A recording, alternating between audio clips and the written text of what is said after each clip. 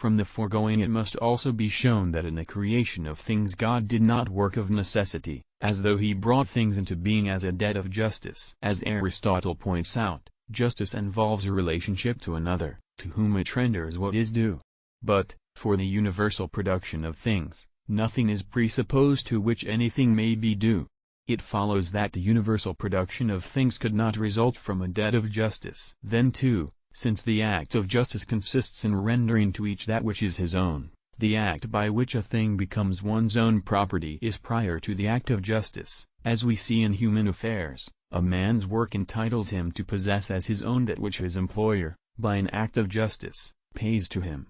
The act by which a person first acquires something of his own cannot, therefore, be an act of justice. But, by the act of creation, a created thing first possesses something of its own.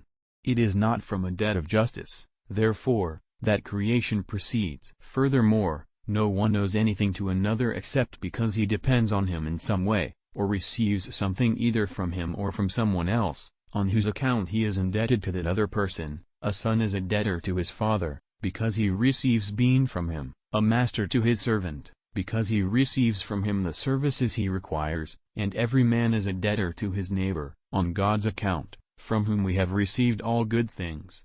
God, however, depends on nothing, nor does he stand in need of anything that he may receive from another, as things previously said make perfectly clear. Hence, it was from no debt of justice that God brought things into being. Another argument is this: and every genus that which is for its own sake is prior to that which is for the sake of something else. Thus, that which is absolutely the first of all causes is a cause solely on its own account. But whatever acts by reason of a debt of justice acts not on its own account alone, but on account of that to which it is indebted.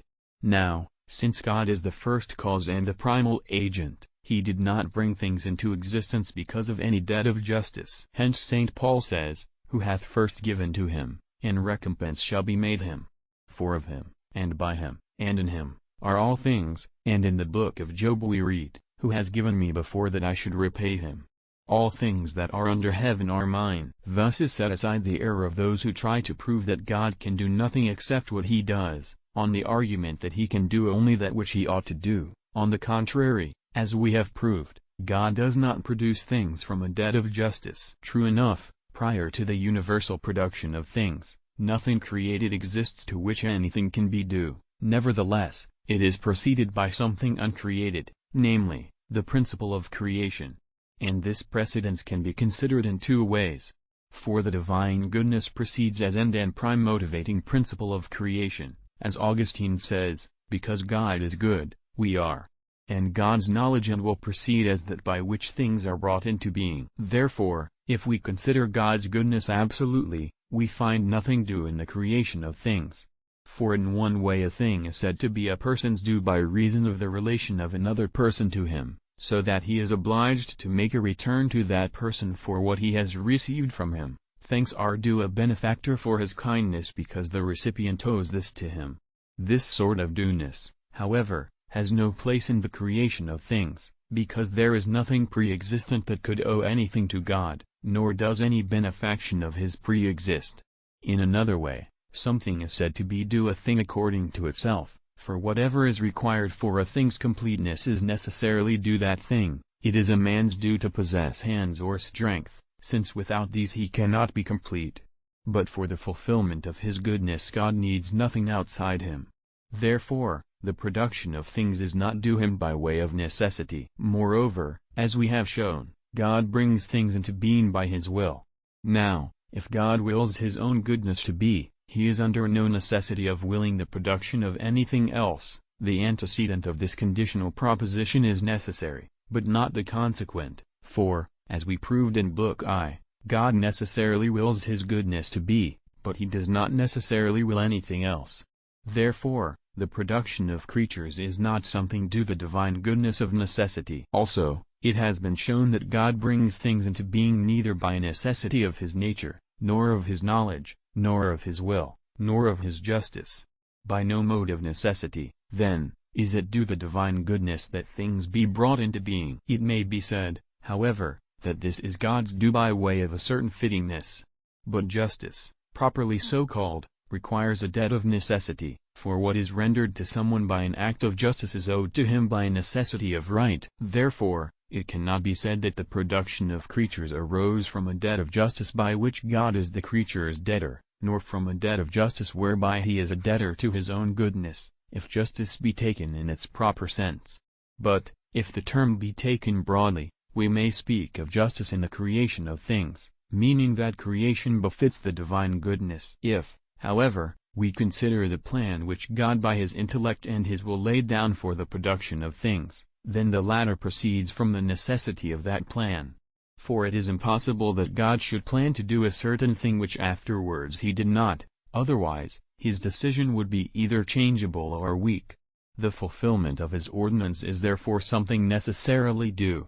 Nevertheless, this dueness does not suffice for introducing the notion of justice, properly so called, into the creative production of things, wherein nothing can be considered except the act of God creating.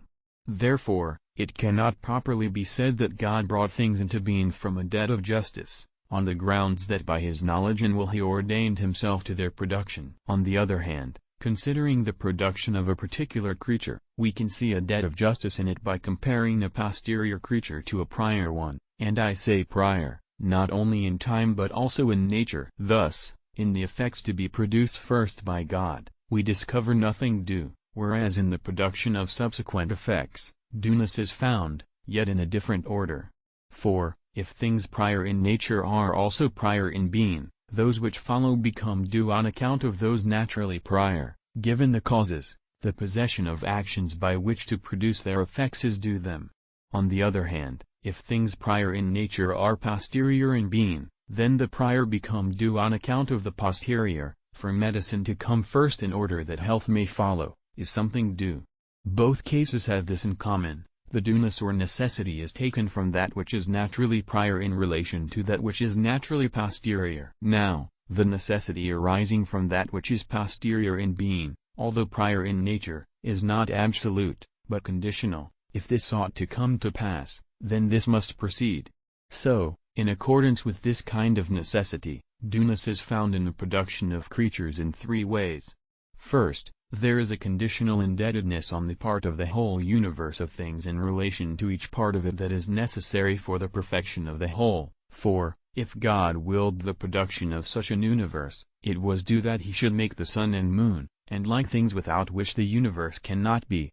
Secondly, something conditionally due is found in one creature in relation to another. If God willed the existence of animals and plants, then it was due that he should make the heavenly bodies by which those things are kept in being, and if he willed the existence of man, then he has to make plants and animals, and the other things which man requires for a complete existence. And yet God made both these and other things of his pure will. Thirdly, there is something conditionally due in each creature as regards its parts, properties, and accidents, upon which the creature depends either for its being or for some perfection proper to it. For example, given that God willed to make man, it was man's due, on this supposition, that God should unite in him soul and body, and furnish him with senses, and other like aids, both intrinsic and extrinsic. Now, in all these cases, rightly considered, God is said to be a debtor, not to the creature, but to the fulfillment of his own purpose. But there is also another mode of necessity in the nature of things whereby a thing is said to be necessary absolutely, and this necessity depends on causes which are prior in being, on essential principles, for instance, and on efficient or moving causes. But this kind of necessity can have no place in the first creation of things so far as efficient causes are concerned, since in that creation the sole efficient cause was God, who alone can create, as we have already shown. But, as we have also proved, it is not by any necessity of his nature but by his will, that God works while creating, and things done by the will can have no necessity except only on the supposition of the end, for the existence of those things by which an end is attained is that ends due. As regards formal or material causes, on the other hand, nothing prevents our finding absolute necessity even in the primal creation of things, for just because certain bodies were composed of the elements it was necessary that they be hot or cold, and from the very fact that a surface was extended in the form of a triangle it was necessary for it to have 3 angles equal to 2 right angles. But this kind of necessity results from the relation of an effect to its created material, or formal, cause, so that God cannot be said to be a debtor from the point of view of such necessity. Here the debt of necessity falls upon the creature. However, in the propagation of things, where the creature is already active, an absolute necessity can arise from the created efficient cause. The sun's motion, for example, necessarily gives rise to changes in terrestrial bodies. According to the foregoing kinds of dueness, then, natural justice is found in things, both as regards the creation of things and as regards their propagation.